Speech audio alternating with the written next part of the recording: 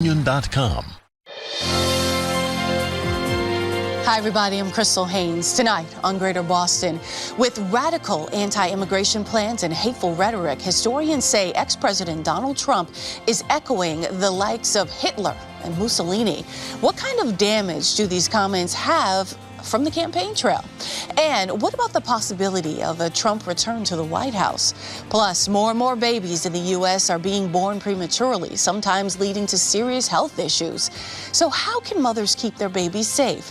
Healthcare professionals and advocates weigh in. We have seen it time and time again since he descended his golden escalator back in 2015. Donald Trump using openly racist and alarming language toward his opponents, immigrants and people of color. And now Trump is taking things even further, reportedly planning to round up undocumented immigrants in the U.S. and build detention camps if he's elected to a second term. That's according to an extensive report from the New York Times, who say Trump advisors told them a Trump administration would also expand ideological screenings of visa applicants and birthright citizenship and cut off humanitarian protections for many who've already sought asylum in the U.S. The twice impeached ex-president is also ratcheting up his rhetoric against his political opponents. We pledge to you that we will root out the communists, Marxists, fascists, and the radical left thugs that live like vermin within the confines of our country, that lie and steal and cheat on elections and will do anything possible. They'll do anything, whether legally or illegally, to destroy America and to destroy the American dream. Historians and politicians have likened these comments to those made by fascist dictators like Hitler and Mussolini, expressing alarm over the potential for another Trump White House. Now, to discuss this comparison and Trump's comments here, I'm joined now by Elizabeth Sweet, the executive director of the Massachusetts Immigrant and Refugee Advocacy, or MIRA Coalition, and Jacquetta Van Zandt, host of the Politics and Prosecco videocast. Thank you both for being with me. We knew that there will be some wild things said as we go into this election season, but it seems like this latest round of comments is really dangerous. And Jacquetta, I'd love for you to weigh in on some of this. I think wild is putting it mildly. This is absolutely abhorrent and disgusting. And this harkens back to the McCarthy era, where, you know, there's no one speaking up. There's no one sort of holding him accountable. This is dangerous, not only rhetoric, but it's a dangerous way to think. He is playing on people's fears. He's playing on their racist tendencies. I am shocked that in 2023, going into 2024, that we in America are allowing someone like this to even speak in our country. And I understand freedom of press, I understand freedom of speech, but this is absolutely dangerous. Elizabeth, what's the danger to the immigrants and refugees that are in Massachusetts and the nation when you have President Trump on the campaign trail saying these types of things? It absolutely is dangerous. I have to strongly agree with that. Not only is it dangerous because it increases that sense that there is some type of permission for us to use this type of rhetoric against our neighbors, but it's also raising proposals that, quite frankly, are immoral, they're probably illegal, and they're certainly un-American. Certainly, and one of the things he mentioned was the birthright citizenship, DACA. We know that the Supreme Court already upheld that, but it looks like some of these decisions that he's proposing, none of that seems to matter when he's out on the campaign trail, Jacquetta. But this is what I think we need to zero in on. Yeah. This can lead to racial profiling. Anyone who looks like they are non-European is going to be at risk of being harmed, of being ridiculed, of being even, harmed in a in a very dangerous way. I just keep going back to the word dangerous because that is what I see in my head. I see a young 14-year-old Latinx boy, walking down the street and someone who's been playing into Trump's rhetoric, targeting him. I see Black boys being pulled over by the police. It's a dangerous place to be. And I don't think that this is we can sit at the three of us and say how dangerous this is, but this resonates with his band of supporters. They believe that darker people are a threat to their existence. And that is what he's playing on. And the truth is, it isn't. What it comes down to is poverty. Being poor is what allows a lot of people to target other groups to oppress them. That's what this fear is coming out of. Supporters, especially in the Republican Party that actually have elected seats being held, are supporting Trump and his comments. Mm-hmm. People who have the power to start, proposing some of these things. But they don't have the power because the power is with him. Yeah. If they go against him, they lose their power. He can by simply saying, I support this person, get someone into Congress. He still holds that power. And that's a dangerous place to be. They don't have enough power to speak up against him. If I were Nikki Haley or Chris Christie or even Ron DeSantis, if I were any of them, I would be trying to find ways that contrast who I am from who he is. And they aren't doing that. And that's exactly what we see in Congress now. No one's actually holding him accountable. And it's sad because they are the people with the most power in this country is in Congress. Elizabeth, we know that there was a large amount. Well, I won't say that. There are migrants here in Massachusetts that are seeking help, support, and services, and the state has provided those for them. Is there a concern when you are helping or having conversations with these folks when President Trump says these things on a national stage? Does that worry them? Does it make them concerned? How do you deal with that conversation? It's a great question. And absolutely, these comments should concern all of us who are wanting to welcome our newest neighbors. The reality is that, sadly, even here in Massachusetts, shocking as it is, we've seen multiple rallies and actions taken by neo-Nazi individuals in the past year and a half against some of the new immigrants who've arrived here and whom so many of us are welcoming and providing services to. And so, again, when we hear a national figure making these comments, it feels as though we're opening the door to such an ugly manifestation that none of us want to see more of, especially here in the Commonwealth. We know that we had to cap capacity for migrants in the state of Massachusetts, and a lot of folks were on both sides of that conversation and argument there. Does it hurt your efforts when you see someone like Trump stirring up folks who are like, well, listen, we've got a ton of migrants in Massachusetts. We just had to cut them off. We had, things like that. Does that then make your work even harder?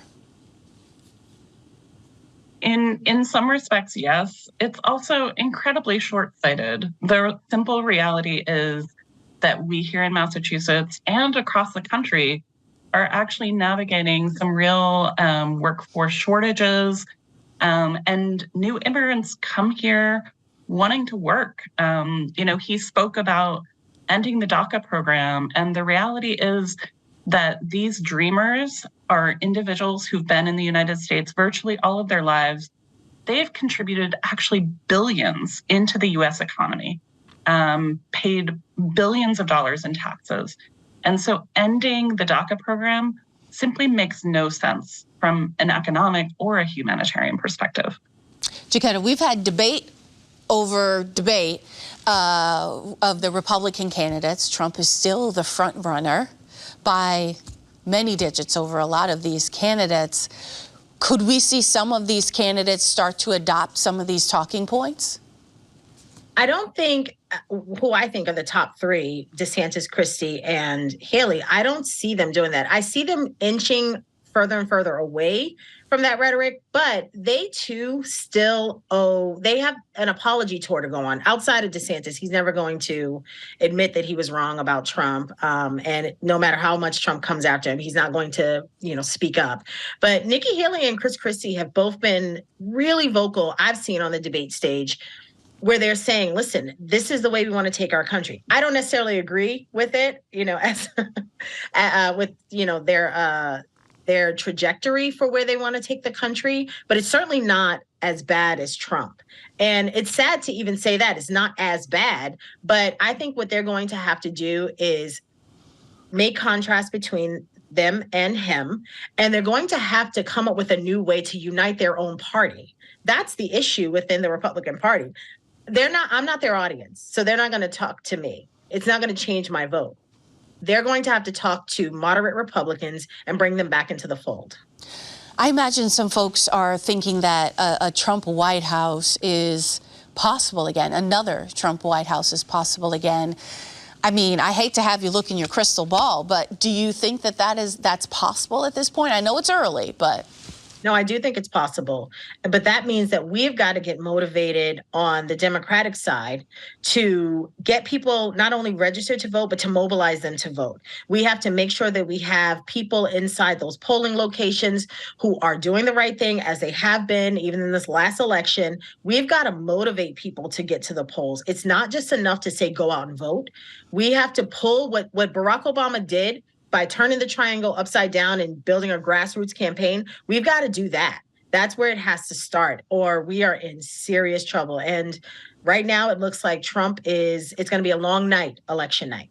Does it surprise you that poll after poll Trump is leading the party when we have seen the fracture and the disarray that happens when just trying to get a Speaker of the House and comments like this?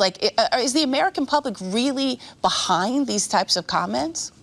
I don't think that it's shocking to me. Look, this country was built on a lot of division. And, we can go into the glory and romanticize the history of this country. But the truth of the matter is it was built upon the backs of people who were oppressed. And that is not something we've been able to erase in over 200 years. So, don't forget, African Americans are only 3 or 4 generations removed from slavery. So, I'm not surprised that a man is able to rise in this country with that kind of rhetoric and still play on people. We are not post-racial. I know everybody wanted to think that after 2008, but we are not post-racial. We see what's happening in the Middle East right now. And that is also another conflict that's been going on for decades and decades. So for me, the issue is, how do we unite? How do we move the needle forward? What kind of policies and legislation do we want to see in place so that people like Trump won't rise again in 10 or 15 years? Well said. Well, Jacquetta Van Zandt and Elizabeth Sweet, thank you so much for your time. Thank you. Nearly 1 in 10 newborns in the U.S. are born premature. It can happen even if parents follow the doctor's instructions to the letter, but many parents don't have access to the proper care, and the consequences can be life-threatening. In its nationwide report card last year, March of Dimes gave the U.S. a D+ for its rising preterm birth rate, which hit a 15-year high. Also found in the survey were constant racial disparities, which were only made worse by the COVID-19 pandemic. The group is set to release its 2023 report card later this week during National Prematurity Awareness Month and on World Prematurity Day. The director of Maternal Infant Health at March of Dimes, Chloe Schwartz, joins me right now with a preview of where things stand, along with Farida Yada, research assistant at the Tufts University School of Medicine's Mother Lab. And Stephanie Shine is a NICU nurse at Brigham and Women's Hospital and the mother of a preterm child. Welcome, all of you. Such an important conversation. And I do want to tell our guests that I am a board member of the March of Dimes, but this is certainly an extremely important conversation to have because this is an issue that touches so many folks. So Chloe, I want to start with you. This is not, reassuring in terms of women who are wanting to bring children into the world, birthing people bringing children into the world. And I'm sure a lot of people are surprised that in the United States, the richest country in the world, we have a D+ rating. Yeah, you hit the nail on the head there. It's not reassuring in the slightest. The statistic that I always reference, which really gets people attention probably for the worst, is, if I were to give birth this year, I would be 50% more likely to die than my own mother was 1 generation ago. And that is the same for everyone in the U.S. right now. Outcomes for moms especially are getting worse, but we're not seeing great improvements for the health of babies either. And preterm birth is the co-leading cause of infant death in Massachusetts, and it's the leading cause of infant death in many states across the U.S. And it's not just a national crisis, but it's an international health crisis. We don't necessarily know the cause of a lot of preterm births, but it's not getting much better in recent years. And as the report referenced last year, it was the worst preterm birth rate for the country as a whole that we've reported since we started these report cards. So yeah, definitely not reassuring. Yeah, absolutely. Farida, in working with mothers through the School of Medicine and then also on research and data on changing these outcomes, what are you hearing about their interactions with their healthcare providers? So for Black women specifically in the United States who have the highest rates of preterm birth, we're hearing things like their feelings being dismissed, their symptoms being ignored, their treatment being delayed, which is obviously exacerbated by structural racism and experiences of discriminations within the healthcare system. Yeah, absolutely. And we want to pull up data on that right here. We have from the March of Dimes report card 2022, Black and Native American women, 62% more likely to have preterm birth, and their babies are twice as likely to die as compared to white women. And additionally, over 21.1% of Black women and 26.8% of American Indian, Alaskan Native women in the U.S. do not receive adequate prenatal care. So is this an access to resources issue, or does it not matter in terms of socioeconomic status and where you live in the state? It does matter. A lot of it, frankly, does have to do with a lack of access to quality healthcare services. We know that in the United States, specifically, states and counties with higher proportions of Black residents and therefore higher proportions of Black birth have lower access to maternity care services, and a lot of them live in healthcare deserts. And there have also been lots of labor and delivery unit closures affecting a lot of Black and Brown people.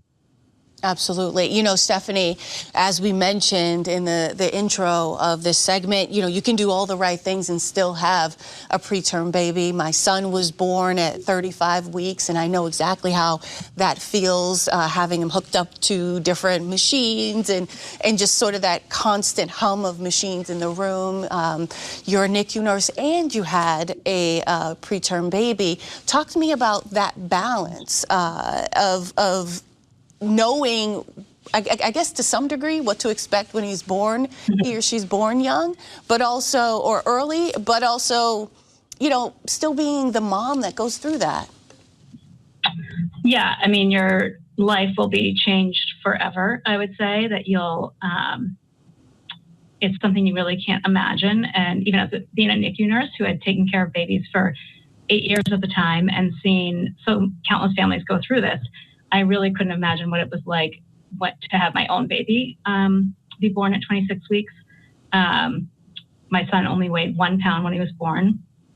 And I was actually scheduled to work that night, but had to call out sick so that I could deliver. So it comes very unexpectedly. No one ever expects to join this club of being the mother or father of a premature baby. And there's so much that comes with it that so many daily traumas of just being separated from your baby, not being able to bring them home, seeing them go through so many painful procedures, and then all the things that come afterwards, after you bring your baby home. It's not really over once you leave the NICU, and it can carry on for years. So the impact is far greater than I, even as a NICU nurse, ever could have imagined. Yeah, one GBH News report shows that medical bills for people who are born preterm total $17 billion every year in the U.S., and much of that cost is borne by Medicaid, a taxpayer-funded program that covers nearly half of all births in the United States. But once economists add that medical care for the mother, that price tag for things like special education, if that happens, lost wages, productivity, because we know that preemies have, other things that they have to deal with, especially those with disabilities lasting into adulthood. The annual cost for that actually swells to $25 billion. You mentioned you had to call out off your shift in order to give birth, and I imagine that was a balancing act for your family as well.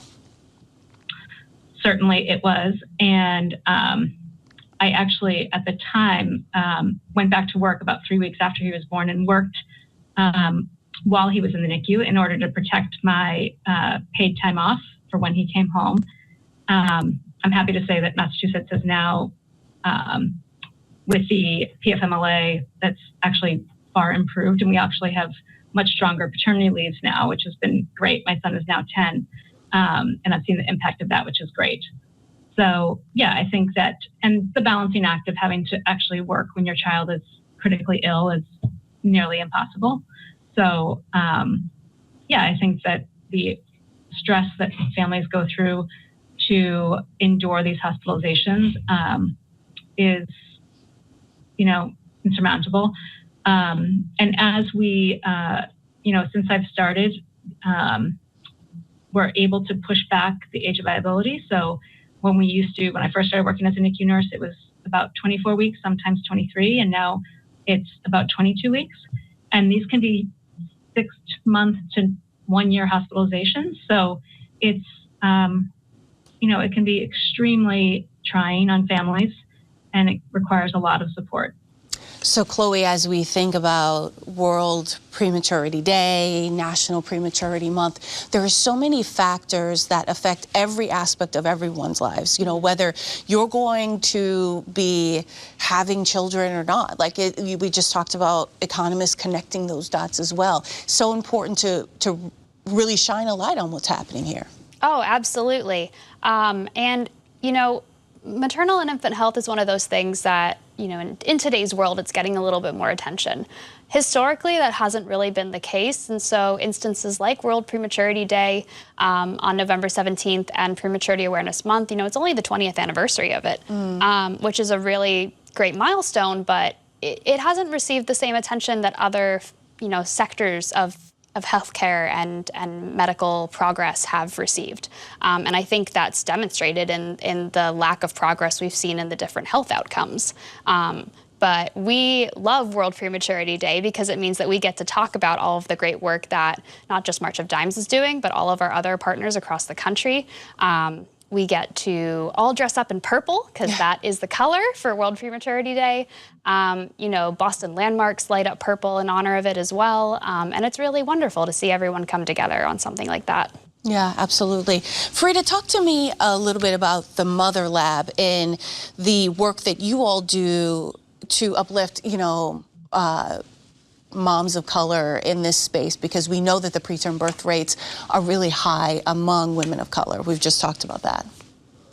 Yeah, so under the Center for Black Maternal Health and Reproductive Justice in the Tufts University School of Medicine, we work to protect the Black birthing experience by advocating for quality, equitable, and respectable care in childbirth. And the center seeks to create a world where Black women can safely and efficiently and comfortably receive equitable access to reproductive health services, labor and delivery care without having to navigate through racism and discrimination. One of our current projects at the Mother Lab addresses the perceptions of maternal morbidity and mortality statistic from a patient and provider perspective. And our goal with that project is to give Black moms opportunities to feel empowered during the pregnancy, labor and delivery, and postpartum period.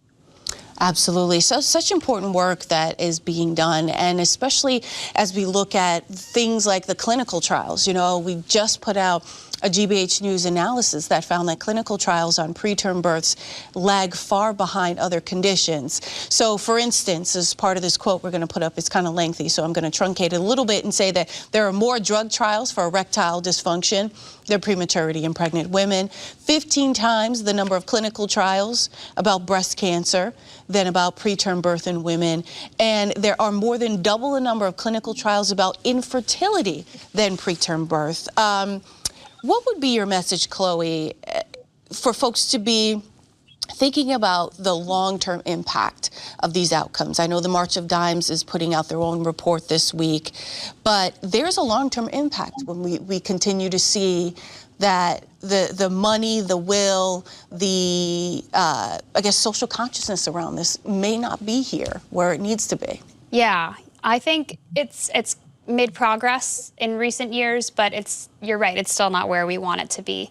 You know, medical advancements have been made in many ways, but you know, the outcomes still aren't catching up. And so there is a lot of work to be done. My message to everyone, you know, would be, and this is a much bigger conversation on, you know, where is this investment in maternal and infant health coming from, and how can we grow it? And, you know, March of Dimes is an 85-year-old organization. We hope that, you know, our message still resonates with a lot of people, you know, based on our historical legacy. And we've had many great accomplishments in the world of birth defects and preterm birth, and really just infant health and family health at large. But there's so much more to be done, and so many different ways to impact that work. You have organizations like Mother Lab doing this amazing research. We have organizations like ours, you know, also doing some research, but also really leading some of the advocacy efforts on Beacon Hill and on Capitol Hill and across the country as well. There's no one single solution, and it takes a village.